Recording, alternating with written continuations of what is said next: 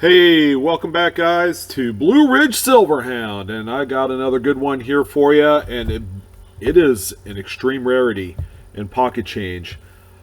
Traditionally, we wouldn't think as the date of 1965 to be anything else but iconic. All right, why does this particular date matter? Well, it's the very first date right out of the chute after the post 1964 90% silver days, where your dimes, quarters, half dollars were all silver. Okay, so silver was gobbled up by everyone that finally figured out that the U.S. Mint was going to go to this copper nickel clad composition. So that's where the story kind of ends there. And then it'll, this particular date right here will be referred to as the red-headed stepchild in all of numismatics. Okay, people didn't want to save these, not after the Silver Age of coins, which has gotten to a whole new level of anticipation, and then now all of a sudden we have a coin that, in terms of composition, is worth virtually nothing other than face value. So it really did put kind of a damper to all the silver bugs out there when this was produced. Okay, and boy, did the U.S. Mint go nuts on this particular first date of copper nickel clad quarter. They had produced over 1.8 billion pieces of this particular date. Okay, it's only a Philadelphia, so it's a one mint only specific issue, and that will go on till 1968 when they finally released a Denver variant to the mix. So you had three dates: 65, 66, and 67 that people were enduring during that time as just using as regular pocket change. Today, you'll see a coin that looks very much like the one that you see on screen. Very well circulated, all of the features and the devices are very well worn on a coin like this. This one even has a couple scratches right there next to the L in Liberty, all right, which is plainly evident on this coin. But what if I told you that this coin sold for over $420? Okay, what would be your kind of first thoughts on that? Well, I'm happy to say that 1965, although did not give us silver, it gave us something much more valuable. Okay, and that is three specific, actually make it four, three specific double die offers, all right, that are all in the Cherry Picker's Guide. And I am going to highlight one in this video only because it's the most radical double die in out of the three, and you can't really miss this one. This one is a tremendous double die. Coins in higher grades, if you're lucky enough to find them in grades above AU, will be worth over $1,000 to as high as $2,000, maybe $2,500 in some of those mint state grades, like 64, 65.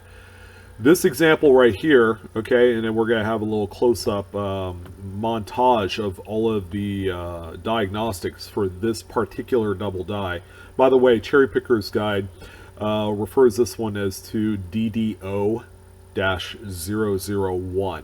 Okay, it's Cherry Picker's Guide. It's a very sought-after variety. People are paying through the nose for this coin right here in all grades. This particular coin right here graded out VF through PCGS, and it looks very much like a VF coin. These are coins traditionally, and I'll be just flat out honest, I would throw in a good old change jar. Okay, I wouldn't give this a second look or the glance, or I wouldn't even give it the time of day, to be honest with you, because it's a beat up, worn coin that has endured over 50 years of just continuous spending. Now, based off of what we see here, okay, your major pickup points is going to be on the motto, "In God We Trust." So I'm going to have a few close-ups there, but also just as considerable is Liberty. All right, so we're going to take a look at both. So right here, we're going to take a look at a few snippets of the motto. Here's one here that I've drawn in some arrows. As you can see, under magnification, this thing is powerful. This is a absolutely fantastic double die. It is extremely rare, and this puppy, if you're able to find one, will sell without it being graded. That's the cool part. You don't have to send this off to a PCGS, NGC, or Annex. This is a variety that will very easily sell in the secondary market raw. All right, which is good news. You just have to take very clear photos of this coin. And actually, what I'm going to also do here very soon is I'm going to do a video on how to take images, to take photos with your smartphone device. So yeah, you'll want to stay tuned. Sooner or later, I'll have one of that up on there. But this right here, extremely powerful doubling all the way around, you know. More so on the word God and trust. We also looks pretty good. Another thing that you'll want to take into consideration if you find one of these is the profile of Washington, okay, which exhibits very strong doubling, as you can see right here on his jawline and chin. So you'll see it come down the chin, and then right in the jawline kind of throat area, you're going to see more doubling. Okay, it kind of looks like machine doubling at first glance, but this is also a main diagnostic pickup point for this particular double die, which is pretty cool. So we are going to take a look at some images of Liberty, and oh boy, this thing is all notched out, and you could tell that there's something going on with this coin right here. So here are a few of the close-ups. So we're going to look at LIB in Liberty. As you can see, to a lesser degree, you're going to have doubling on all the letters, lesser degree on L, and on the letter I. On the letter I, you'll get some of that notching on the bottom right-hand corner serif of that particular letter. B is extremely nice. It's got a nice long spread on there. As you can see on the inner curls on both the top and bottom, you're going to have some of that pretty nice spread. And then over here on the rest of Liberty, you're also going to have a ton of spread on all the other letters, E, R, T, and Y. E and R is going to look the strongest. I would say B, E, R out of Liberty looks the strongest for this double die. You're going to have all of the notching. You know, you have a nice wild spread on this one, but that's a main pickup point also, along with the motto. And finishing it off, here is a close-up image of not only his forehead, Washington's forehead, but also his eye. As you can see, you have more of that same profile doubling running up and down his face, on the bridge of his nose, his forehead, even the eye. So you have that extra profile of the eye coming out there, which is really evident. It's my understanding that on lower grade coins, such as the VF that we looked at the beginning of this video, that profile doubling isn't nearly as strong as some of those mid-state or even AU examples that are very few and far between in the marketplace. I believe the last mid-state example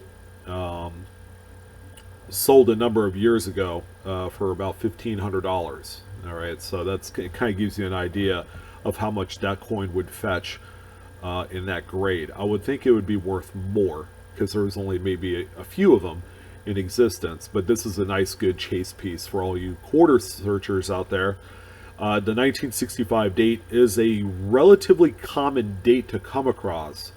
I usually find one of these about one every 2 rolls of quarters, so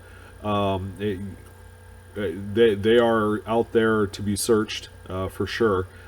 There's really not a whole lot else I could tell you about this coin. Okay, so in the lower grades, they're worth a few $100s. You know, in this kind of fine VF. This particular example here is sold in 2015 on Heritage Auctions for $424. I would think that that's not going to change too much. but if you were able to find one again in AU and higher, you're looking at easily $1,000 to $1,500 coin all day long. It's quite a bit of money. And again, you don't have to grade it. Not this one. This one is considerable enough and very sought after in the marketplace that you wouldn't even need to do that. You may not get as much money, let's be honest, but you know, the difference between selling this raw and grading is going to be very minuscule as far as money is concerned and profit. But this is the 1965 Washington Quarter with the double die obverse. Hope you guys enjoyed this video. If you have questions, comments, would love to hear what you guys think about this particular inclusion. Yeah, this one came out of left field. I'm not gonna lie to you. It's a coin that, you know, sometimes I'm looking for it, sometimes I just don't care. But maybe I ought to start caring a little bit more, because I do search through a lot of quarters, and this one seriously can line your pockets with a few extra $100 to go back into more nicer coins. So yeah, I figured I'd share this one. Hope you guys enjoyed it. Sorry it was a little bit long of a video, but it's a significant enough of a double die that I wanted to bring more attention to it. So I feel, you know, the passion with the time kind of run together.